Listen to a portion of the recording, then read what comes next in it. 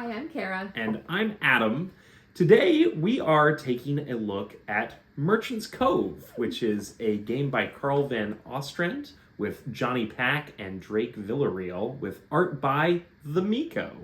Yeah, this is a super adorable game. Yeah, so we picked up this game earlier this year, and it's one that has been in our friendly local game store for a while. And every time we've gone through the section where this lived, I've picked it up and looked at the box and just kind of drooled over the components that were pictured on the back of the box, and we just never quite got to the point where we wanted to pick it up. But this was our Christmas present. Yeah, to ourselves. To ourselves. Which, this is one that I was really intrigued by because it's very different from a lot of games in our collection in that this is a highly asymmetrical Euro game where each player is taking on a different faction and has a different thing. So I think before we share our thoughts for it, maybe let's take everybody through a quick version of the gameplay. What do you say? Let's take a look. All right. And we've got a 4-player game set up, so let's take a closer look. Come on. So Merchant's Cove is an asymmetrical Euro game where each player is playing as a different merchant. The game takes place over 3 rounds, and each round has 4 phases. So for the startup, the first thing that you're going to do is you're actually going to load up your boats here. From this bag, we're going to draw customers, 2 to each boat.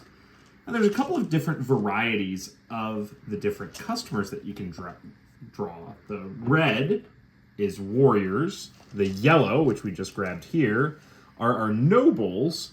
Green are the bards. And then blue, hopefully we'll grab one here in a second, those are the wizards. The other thing that is in this bag are the gray rogues, which those have different effects depending on which rogue card is drawn at the beginning of the game. Once we have all the boats loaded up with 2 people, we'll move on to the next phase, which is the production. Once all the boats are loaded, we move on to the production phase. Now, during the production phase, each different merchant has their own kind of mini game that they're going to be playing. As they take individual actions on their turn, they're going to be moving their cog along this clock. Most actions take about 2 hours, and so they advance 2 spaces, but occasionally an action will only take 1 space. The player whose turn it is the player who is the furthest back on the clock, and in the case where they might be on the same space, it's whichever player is on top. So for instance, if the purple player then took an action that took 2 hours, they'd advance 2 spaces. This does mean that sometimes players are taking multiple turns in a row depending on the actions that they choose. Now, we'll go into the production phase for each faction here in a second, but one thing that all of our merchants have in common is the ability to recruit different townsfolk. When they recruit a townsfolk, they get an immediate action on the bottom of the card, as well as they want to keep track of all the icons that are on the top left of the card, because those will come into in-game scoring at the very end of the game. Once a player takes one of these townsfolk, everything slides to the right, and then the new space is filled by a new card. This then slots into their faction board, and they'll be able to take another action when they activate their staff. But more on that in a minute. The first faction we're going to talk about is the blacksmith. Now, the blacksmith plays pretty intuitively with dice. The faction board is set up in 4 forges, each with different numbers of dice available. The 2 on the left are for making large items. The 2 on the right are for making small items. This is the main mechanic of all of the factions. They're trying to craft these goods for sale. So for the blacksmith, when you set up the board, you put your coal dice, which are the black dice, and roll these dice here, the colored alloys. When you place the dice to take an action, the blacksmith goes to one of the forges, and for the large dice, can place 2. For the small dice, can place 1. These play differently, where for the large items, you're trying to get high numbers of points or high numbers of adding up. The small items are going for low counts. So as you can see here on the board, the lower score you get, the better outcome you're going to have, because you don't have to take a corruption card, which we'll talk more about later. Other actions that are available to the blacksmith are similar to ones available to other players. So you have the activate staff action, you have the recruit staff action, and the blacksmith has its faction collaboration sponsorship actions that are hidden here, where they can do this as part of the forge action to reveal their sponsorships for the different factions that are available. And that's the blacksmith. Arr, matey, let's now talk about the captain. With the captain, ye be... All right, I'm not going to do the pirate voice the entire time, because I can just feel people clicking away. But let's talk about the pirate faction here. So the pirate faction is going to be all about moving your ships to various locations. Now, the one thing that is very different about this faction compared to the other merchants is your large items that you're going to be able to put for sale. You don't know what they are until one of your ships lands on that space, and then you can reveal it. So the couple of actions that the captain has, your cheapest action that only costs 1 hour allows you to move one ship, one space. Not very useful. The more useful option comes in the form of this spinner. So when you take that, you're going to pay 2 hours to take that action. And then you're going to give this a spin. So the one that it just landed on allows me to move 2 ships, or one ship, 2 different spaces. And then I have to pay one of my cursed coins. But then I can take a corruption card to spin again. This really allows us to move quite a bit around the board, which is going to be necessary to reach all the different spots.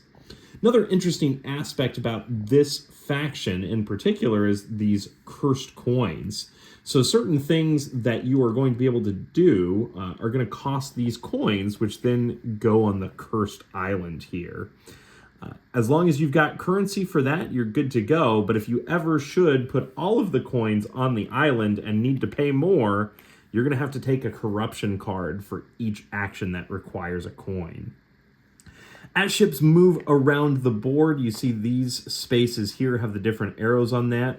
There you can kind of take a shortcut instead of moving 1, 2. You can move just 1, but that's going to come at the cost of one of those coins. So this is all about where you're positioning your ships.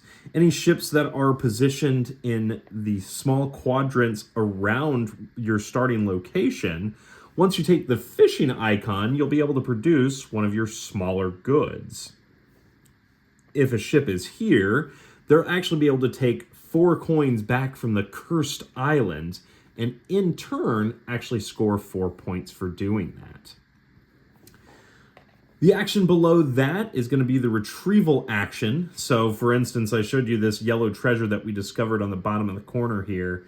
Once taking that retrieval action, then the merchant will be able to take that and then put it into their supply for sale later. And then, of course, this faction also has the ability to hire staff and then use their different staff actions. But this is all going to be about finding the different treasures on the board and pulling them out at a strategic time. And yar, matey, that be the captain. Our next faction is the alchemist. So the alchemist is all about making potions. To make potions, the alchemist is collecting ingredients from their decanter, which has, as you can see, these colored globes.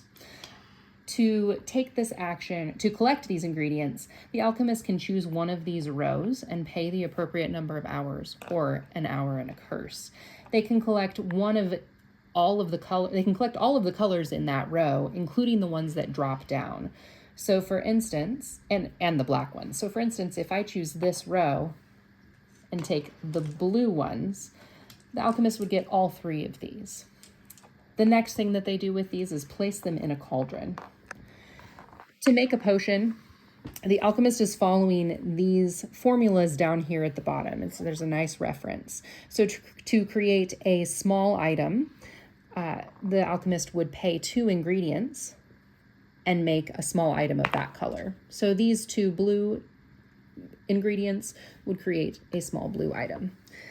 If instead the alchemist wanted to create a large item, they would pay these 2 blue and an extra one to create a blue item.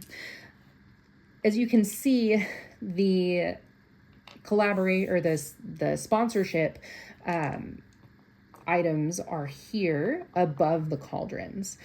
The alchemist uses their ingredients to create ichor, which is what these black cubes are, and this is ichor extract. The alchemist can at any point take 3 random ingredients to pull down one of these ichors, which then stays in the cauldron permanently and leaves that sponsorship open for the rest of the game. Ichor then is placed over here, and all other ingredients are placed back into the bag. The alchemist has the option to collect those ingredients, to brew potions, to remove ichor, to clear out their ichor cauldron, and then, like the other factions, can hire workers and have their staff take their actions. And that's the alchemist. All right, so we have covered now the blacksmith, the alchemist, and then the captain, all merchants that tend to make a lot of sense for this thematic game. Now we have the real weird one, the chronomancer, which, as you can tell by the rule book here, is a nod to Back to the Future. So come on, take a look at how the chronomancer works. So this faction is really original in that this is the only faction that's going to have 2 different figures. The figures are going to move around this board in a clockwise motion. You've got your assistant here that can move as far as they want, but can't leave the time machine spots until the doctor has reached the same spot on the same side. Then the doctor can go as far as they want, but they can never get in front of the assistant. And obviously, they can't occupy the same space. So this faction's really interesting because you're going to be manipulating kind of a sliding puzzle to take your different actions. This is how the board starts, but it's going to change very quickly. So for their first action, they might move the assistant to one of these spaces where they can produce either a red or green small item, like you see up here, or a yellow or blue small item. The final space on this side is going to be to recruit one of the workers from the town center. Then, once the assistant reaches this side, they're going to take 2 hourglasses from the sponsorship spot. That opens up those sponsorships for the round's end, but then this creates a currency for them to use in future turns because most of their actions require 2 hourglasses or 2 hours to be spent, but they can cash these back in to reduce the number of hours that it takes to take that action. So for instance, paying 2 of them means they wouldn't actually advance on the turn tracker. Then the other player can move their icon through here, taking more of those actions, producing more goods, recruiting more staff, and so on and so forth. But once the doctor reaches the time machine spot, then they get the ability to slide the puzzle down, taking this piece off and flipping it over to the backside, which generally does the same action but at a lower cost to be placed later in the game. They then get to choose from one of the time machine spots to slide into the top section and push it down that way. And that is the chronomancer. So now that you've seen how goods are produced, each of those actions is going to move you around this clock here. Now it's important to note that anytime a player crosses one of these meeple spots, they're then going to take the bag, draw a meeple, and load it into a boat of their choice.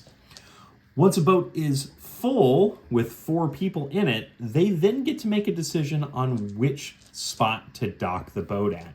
The 3 boats on the left side of the board must dock into one of the spaces on the left side of the board. The 3 boats on the right side of the board must dock into one of the 2 spaces available on the right side of the board. And where they choose to dock is very important for selling your merchandise, because this spot over here, only large goods can be sold. This spot over here, only small goods can be sold. And this final spot all the way over here, which obviously you couldn't use this boat to do it, either large or small goods can be sold, but doing so is going to require you to take a corruption card. Now that's come up a couple of times, so let's take a look at those corruption cards. They sit down here by the rogues, and they have some punishing bonuses. They could either be just one icon, which will be negative points, equivalent to how many rogues are in their lair at the end of the game, or they could be multiple icons, which would double the amount of negative points you're taking, but they might also a positive bonus, just like those sponsorships. One thing we talked about with those sponsorships is at the end of the round, players get income for the number of meeples placed in any of the faction halls. So for instance, if there are 3 red meeples at the end of the round, a player will get 3 gold points at the end of that round. And that's the production phase. Once all the boats are filled, we set up for the market phase. So once all players have reached the final spot on the production track, we move into the market phase. There, all 4 boats that are docked have all of the people get out onto those docks for the merchants to then sell their goods, starting with the one on the far left. So on this particular port, only large goods could be sold. So looking at the blacksmith over here, they've got 1 large red good, which is a value of 6. They take that and multiply it by the number of red meeples that are on that dock. So 6 times 3, 18. They can also choose then to sell their large yellow good, but they might want to hold on to it for future rounds when more meeples are able to reach a dock where that can be sold. If they chose to sold it right now, it would just be 8 times 1, which is, of course, 8. Now looking at the small goods dock, where only small goods can be sold, again, thinking about the blacksmith here, there are 5 green meeples. They can sell this green good, so it'd be 3 times 5, or 15 points. Finally, the last dock over here, any good can be sold at that one, but for each sale that happens, a player must take one of the corruption cards. The 2 remaining boats that didn't make it to the dock, all the meeples will be cleared out from here and then sent to their various town halls, as it were. So each of them has sort of a faction hall, and if a player has gotten any sponsorships, they'll take the number of meeples and collect a gold point for each meeple in that particular faction. As players sell goods and get money from sponsorships and various income, they're going to move their score tracker all the way around the board. Should they exceed 100 points, they get one of these fun red rubies to signify that. And that is the full round. The final round, of course, is just cleanup and setting up for the next one. This process continues 3 times, and after that, whoever has the most gold wins the game. And that is Merchant's Cove. So we recently got this to the table for the first time, and it was pretty exciting. So, Kara, why don't we start off by what we liked about the game? Yeah, I really enjoyed kind of the variety of things that are happening. I think that it's so unique to have everybody having a different way to accomplish the same goal. Right. Because everyone's producing goods, right? And they're producing big and small goods in the same colors in order to sell. And then I like how everything comes together for that like unified like market phase. Yeah, I will say I think the production quality of this game is pretty incredible. Yeah. Between your like screen printed meeples, which all have a little something on there, and then I especially love that everybody has different goods. They're all ostensibly the same because you've got, you know, large yellow and small yellow. You've got 4 colors, but everybody has a different one. Like the captain's got small seafood for their small things, and then of course treasures for their large things. While the blacksmith has weapons and armor.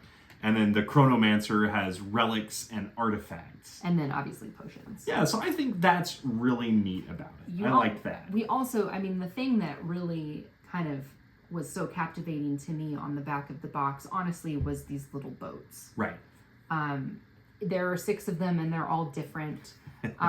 They're so cute. They're very cute. Um, And not too bad to build. Sometimes I think people look at that and they're like, oh my gosh, it's going to take forever to put together. And yeah, I mean, the very first time you unbox everything, it's definitely going to take an hour or two, but it is well worth it. yeah.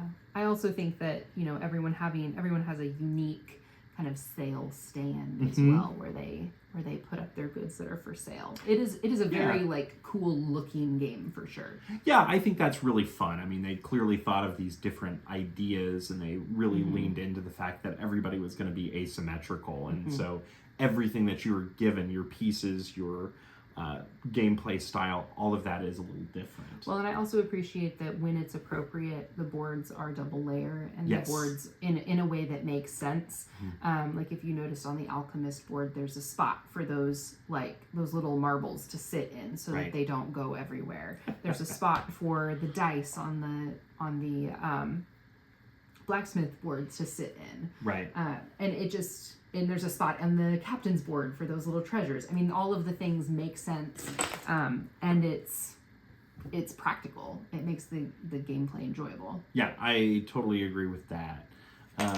I also just think the art style of this game is very colorful. It's very bright. I think this is something that could appeal to a lot of younger audiences as well. There is still kind of that element of strategy and that market phase, but I do think that this is a great one that you could play with teenagers or people that are getting into games, and everybody's going to pick it up and understand it pretty well. I really liked that each faction came with its own very thin rule book. Yes. That not just gives you an idea of how their mini game is played, but gives you some great examples. It's a great game because anybody coming to it can draw a faction at random, get that little guide, and understand exactly what they're doing. Absolutely. So let's move into maybe some stuff that we didn't like as much. Sure. You want to start us off with this Sure. one? So I think the biggest complaint that I have is while I love the asynchronous nature of this game, I really am missing more player interaction. Sure. In a lot of ways, this reminds me of another asynchronous game, Villainous. Oh, yeah. Because yeah. everybody's kind of playing their own solitaire game. In this game, it's, I would say, more captivating than a game like Villainous because each player is doing something a little different. Yeah. But I found myself, when it was other people's turns, kind of watching them and figuring out what they were doing, but also sometimes being like, I wish I could do something to kind of mess them up or interact with them a bit. Yeah. Because the only interaction you really get in this game with other players is maybe taking a boat that they wanted and putting it to a dock that they didn't want it to go to. Sure. But depending on how you load those boats up and how you put the meeples in there, you can sort of see those things coming a little bit, and you can hopefully adjust your gameplay to make sure you've got the right good for sale. Yeah. I think something that was a little bit off for me was, I know that it's the player order mechanism is designed so that it is not just like consistently you go clockwise around the table. Right. It's supposed to be a little bit random, but I found it to be unbalanced a lot of the time. Yeah. As the blacksmith, I was using 1 hour actions, a bunch of them in a row, and Right. then taking a 2 hour action. And I ended up, I would have 3 turns in a row Right. in spurts. Right. So I would take 3 turns and then not go again for, 20 minutes. Well, and I think that's really interesting because, the alchemist and the blacksmith, they have the ability to just do 1 hour actions, whereas the captain, you've got one action that you can take that only takes 1 hour, and it's kind of worthless. The chronomancer is kind of the monkey wrench and all the gears that turn, though, because they have the ability to maybe not move at all, so they Right. can take a turn and then immediately take another turn. Because they're just staying in that one spot. Right. Or even moving backwards if they play correctly. So it is one of those that's kind of hard to plan because while everybody's sort of thinking about their turn, it might end up being your turn again. I felt like when we played it with 4 players, it was constantly like, by the way, it's your turn. Yeah, and I think some of that, like you said, you may not know which boats are going to be docked where because not enough people have filled up the boats and Right. haven't moved them to the docks. And what's hard about that when you're having so many turns in a row where you are producing your goods or setting up your actions to produce those goods is that you don't know what to pick because that hasn't been set yet. And so there's a level of chance because you have to make a decision, or you're just going to be sitting there with no goods at the end by the time you get to the market phase. Yeah, I mean, this is a very lucky game in a lot of those ways because, for instance, like you said, I mean, not only do you not know which meeples are going to end up on the docks, you can kind of anticipate based on where they are on the board, and who's already in the boat. But for instance, the alchemist, you're totally dependent on what ingredients you're drawing from that bag. Yeah, absolutely. And it's the same with the blacksmith a little bit. It depends on what you're rolling to produce those goods. And there is one mechanism where you can change those rolls, but it only if you take it. Well, and then the captain is a very lucky faction because your treasures are random. You might get one of each round you play, but you might end up with 3 of one color. And that's going to put you in a really bad place if none of those meeples end up making it to the shore.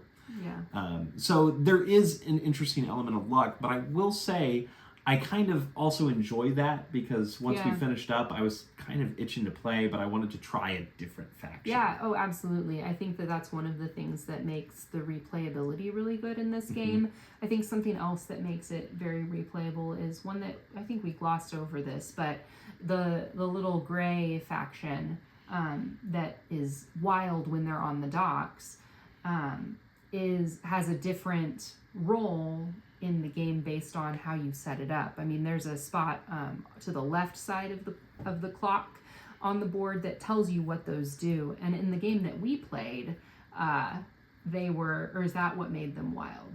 That is what made them wild. That's what made them wild. So they do different things based on how you set it up. And so even if you play the exact same faction, if you pick a different one of those, your game's going to be totally different. Yeah, there are different gameplay elements to it. They've also released a number of expansion packs. We haven't played any of those yet, but they've added 3 new factions, a Dragon Rancher, an Innkeeper, and an Oracle, each with its own mechanism for playing. So I'm very interested in picking those up as well. Yeah, absolutely. I will say the final criticism that I have is this is really a game that all comes down to maths. I mean, this is a high-scoring game. You're going to be doing everything via multiplier, and then you get to the end of the game, and it's more multiplication. And a bunch of subtraction. And then, probably some subtraction as well if you've accumulated a lot of corruption cards, which, depending on what faction you are, is easier to do than others. Yeah, absolutely. But this is a game that really just comes down to doing a bunch of math problems. But that being said, I still really enjoyed it. I absolutely enjoyed it. I think it is a super fun game. I would recommend it to anybody with the caveat of this is an expensive game.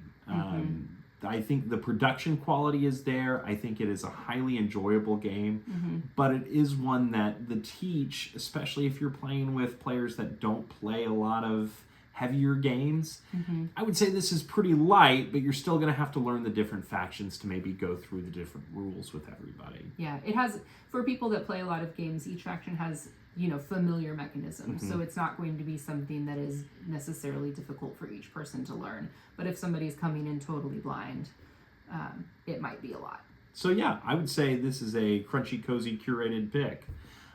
But let's go ahead and give it a crunchy, cozy rating. So what do you think the cozy rating on this one is? I will say, I think that this, like you mentioned the art style on this and how bright it is and how colorful. I think that this is a theme that very easily could have skewed really dark. Sure. And I think that the choices that they made in the color and the art, and kind of the whimsy of what the factions are doing, I think really adds to the coziness. I think I would give this one a solid 3.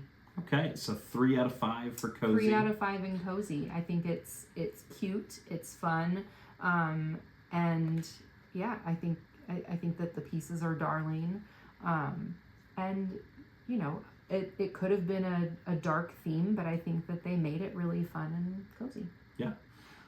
Thinking about the crunchy scale, then I would say that this is not a very heavy game. This is one that's fairly simple. You have to understand going into it that it's going to be a lot based on luck. But that being said, there is an element to strategy to it. Sure, you have to kind of anticipate the board a little bit to figure out what goods make the most sense to produce. So I would give this a 2 out of 5. A 2, really? Yeah. Interesting, even with all of the asynchronous. Well, I don't elements. think the asynchrony of the game really applies to it, because when you're in the game, you're just worried about your one faction. That's true. And I think each of the factions is not super deep. You know, like you mentioned, a lot of these mechanisms come from other games. So it's sort of like you're playing a smaller version of that. Sure. Whether it is, you know, the alchemist kind of potion explosion, Connect 3 type of thing. Okay. It's all very basic. It's a little rudimentary in some areas. Yeah, I mean, I guess, you know, at its core, you're really kind of doing a worker placement game. Kind of, yeah. Like, on each board. But yeah, so a 3 out of 5 in Cozy Mm-hmm. and a 2 out of 5 in Crunch. So if that sounds like a game for you, we highly recommend Merchant's Cove. That's been Crunchy Cozy Curation. Thanks so much for stopping by.